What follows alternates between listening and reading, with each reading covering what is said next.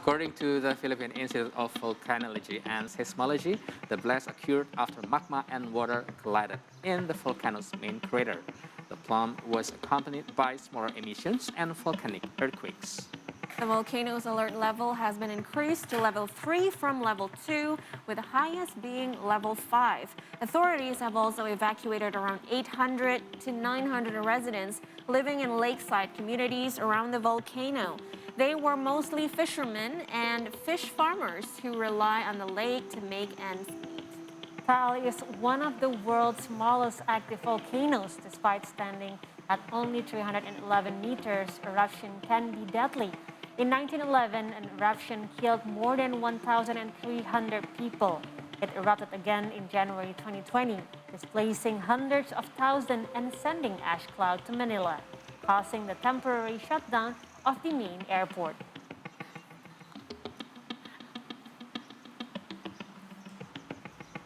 And for the latest on Mount Taal, we have our Philippine correspondent with us, Camille Elamia, reporting from Manila. Camille, the volcano's alert level has been elevated, right, to level 3 from 2, with 5 being the highest level. Now, is the volcano still spewing gas out following its phreatomagnetic burst? Yes, so far today, there has not been any serious activity of the volcano. But of course, we cannot rely on that alone because so many things are happening underneath that. That's what the Filipino scientists are saying to the public. It's actually behind me right now. And as you can see, the skies are somehow clearer than yesterday.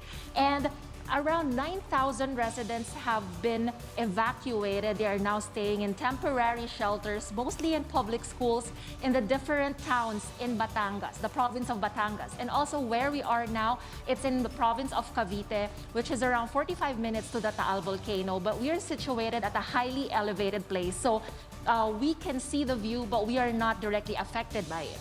As of 5:40 this morning, the Philippine government has announced that the volcano erupted at least twice, spewing gases that reached around 800 meters. And the public again is reminded that the Taal volcano behind me, the whole island is a permanent danger zone, and that the dangerous areas of the towns of Agoncillo and Laurel must not be allowed for public consumption or for public viewing. As these areas that I just mentioned, Agoncillo and Laurel, we visited this in January for a report for See Today. And we talked to several fishermen, to several residents, and they told us that they're actually ready in case of another eruption owing to what happened in January 2020. They shared with us that their families have already prepared their go bags just in case another eruption happens. Yes, Camille, this is Ahir speaking. We still remember your package, the story about the people who live near the Taal volcano. So talking about the evacuee, you've mentioned that at least 9,000 residents living in lakeside communities have been evacuated. So maybe do you have any information related to this? How's their situation right now? And has the number of, let's say, the evacuees increased after the alert level went up? Actually, this 9,000, these are the residents that have been newly evacuated. But when we went there in January, we talked to people and they said many hundreds of Filipinos are already in evacuation centers from the 2020 eruption. So we are expecting that the actual number of evacuees are more than 9,000 as reported today. And the National Disaster Risk Reduction Council, that's the Office of the Civil Defense here in the country, has met with the different local and national government agencies, including their counterparts in the region, to prepare for contingency plans. As I mentioned earlier, we are in the province of Cavite, which is nearby the province of Batangas, and some towns here in the province where I'm at are actually preparing for eventual evacuation because this is in an elevated land and expectedly many residents would go here should the worst happen. And also, additional supplies of family food packs are being prepared by the provincial government.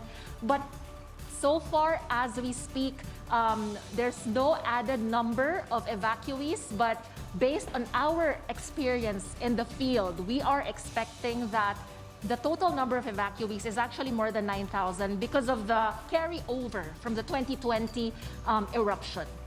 Okay, and Camille, what about the government response regarding the volcano and also the refugees there?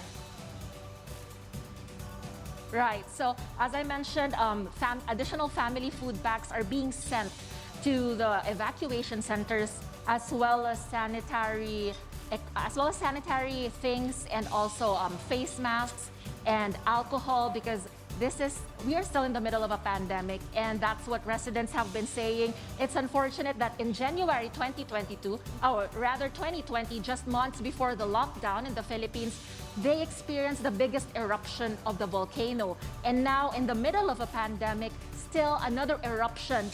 They're still facing another eruption. So they're somehow sad that it happened. But of course, we cannot do anything with Mother Nature. But owing to what happened in 2020, they are somehow better prepared now than before. Right. Camille, we've been seeing the footage where the volcano is spewing massive ash clouds. Now, has the eruption disrupted domestic flights?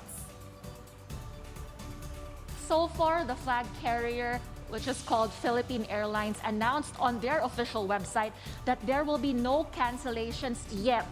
But of course, all their flights are avoiding flying over Taal volcano because, as they said, airborne ash and fragments may pose hazards to craft and to the passengers. But so far, even other smaller or minor aircraft have not announced any flight cancellations.